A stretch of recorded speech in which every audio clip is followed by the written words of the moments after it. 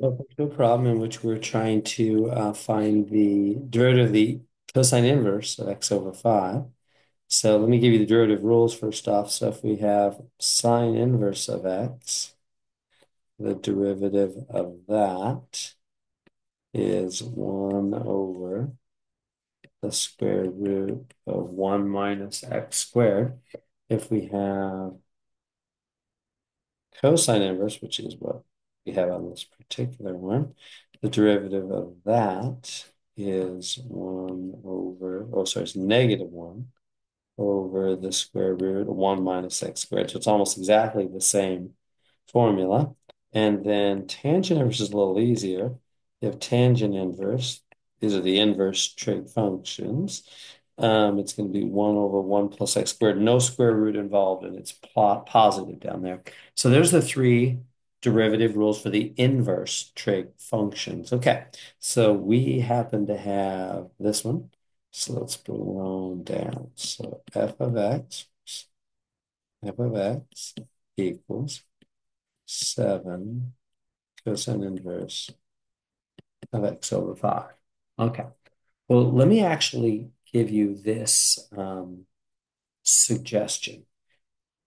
I would rewrite this right away. Whenever you have fractions, and I'm looking at this fraction, that can be rewritten as not a fraction, that's going to make your life a lot easier when it comes to taking derivatives. So there's no derivative yet. I'm just going to rewrite. Here's how you can rewrite that. You can just say, look, that's just 1/5 x. That way, you might say, well, that's still a fraction. Well, it's a number multiplied, a fractional number, sure, but still just a number multiplied by x. That's the same thing, by the way, because x is really over 1. You multiply the top with the top and the bottom with the bottom, you're going to go right back to x over 5. So this is going to be a lot easier. Because what? Because if we had, let's go forward and then we'll talk about it. So now I'm going to take the derivative. So here we go. So now f prime, now's the actual derivative. Okay, what does the 7 do? Well, whenever you have a number in the front, it just sits there. It's not going to do anything. Then I'm going to do the rule for cosine. What is it? It's right there. So it's minus 1 over the square root of 1 minus x squared. But then we're not done because we're going to need to do the chain rule. Why? Because the inside is not a simple x, then you must use the chain rule. So if the inside, so the function inside of another function is not a simple x, then you must use the chain rule. And do you remember what the chain rule is? Chain rule says that if you have some kind of function, you have like an outer part and an inner part, the derivative is the derivative of the outside part. Inside stays the same times the derivative of the inside part. So I'm going to go times, and then right here, we need to take the derivative of that. Now, what's the derivative of 1/5 x? Well, that's pretty easy. That's just 1/5. Do you see how that's easy? Remember, whenever we have a number, could be a fraction, could be a whole number, whatever, but just a number multiplying x to the first power, the derivative is just that number, right? Because there's an invisible 1 power there. The 1 multiplies the 1/5, and you subtract 1 from the power, x to the 0, and it's gone. So the derivative is just 1/5. See how that was nice and easy? Whereas if we'd left it like this, we would have that would have requires the quotient rule because it's a quotient now. And we don't want that. That's why I changed it so we didn't have to do the quotient rule. Now you might think, we sorry, but isn't this a quotient? No, no. Quotient rule is when x is part of the quotient. Quotient meaning a fraction, two things divided. If you separate these guys, then the x is no longer part of the quotient. You just have a fraction, who cares, a number fraction, whatever, multiplied by x. The derivative is easy. It's just 1/5. Whereas if you had left it like this, Now the x is part of a fraction, it's part of a quotient. So you'd have to do the whole the quotient rule, and that's a pain. So do you see what I did? Whenever I have a fraction, if I can, you can't always, but if I can, I rewrite it. So it's the x is no longer involved in a fraction. So I don't have to do the quotient rule. When it comes to the derivative for the chain rule, the inside part, I can just do the derivative of 1/5 x, which is just 1/5. Okay, but now we have to clean it up a bit. Oh, wait, hold on. I'm forgetting one thing.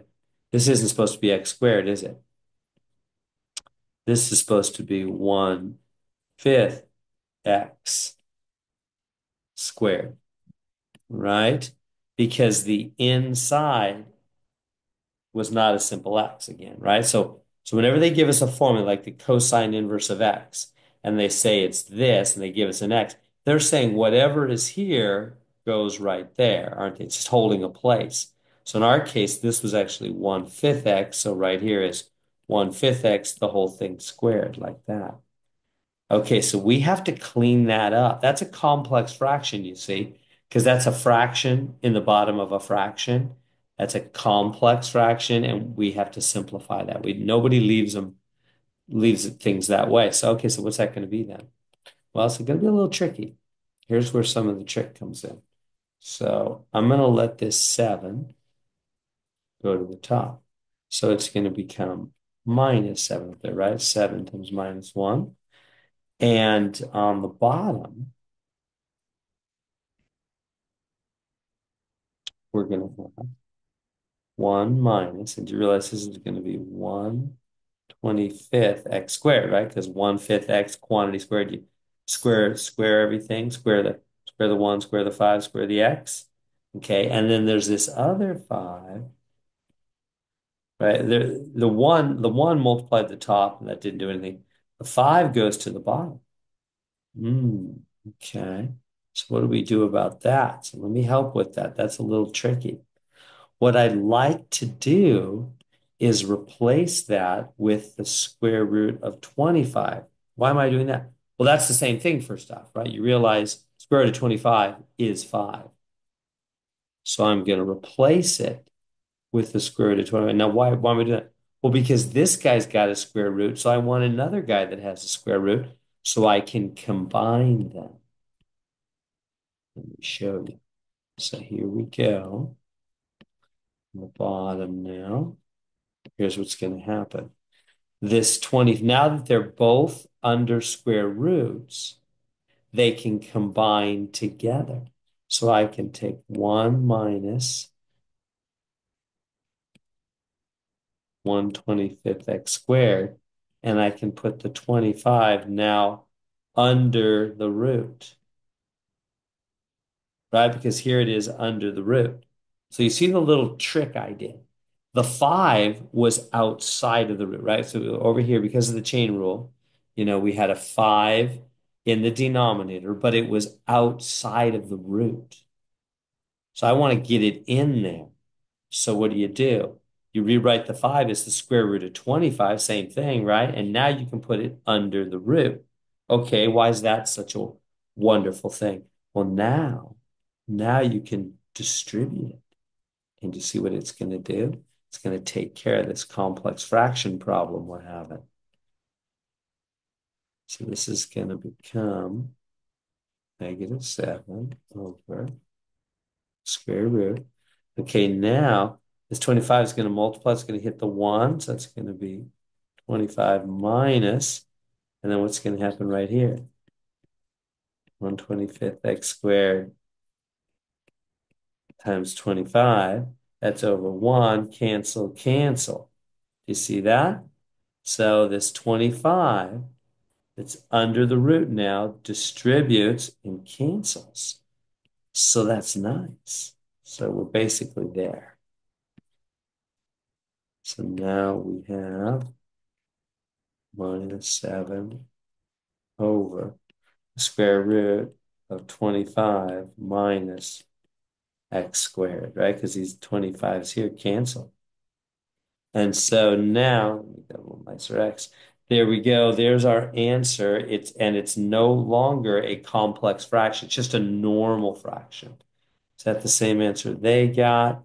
Yes, they put the negative in the front, but it's the same thing, just like that. So let's recap real quick. So here's the inverse cosine derivative rule. The inside of this one was I rewrote the x over 5 to be 1/5 x. That way it's easier to deal with. Put in the 1/5 x right there in the rule. 7 just sat in the front. But then the chain rule said times the derivative of the inside function. The inside there is derivative of 1/5 x, just 1/5. And then square that 1/5 x. It's 1/25 x squared. The 5 that's on the bottom, make it square, replace it with square root of 25. That way it goes under the root, and that way it can distribute. And when it does, it cancels, and we get a nice clean answer that's not a complex fraction. And so there we go.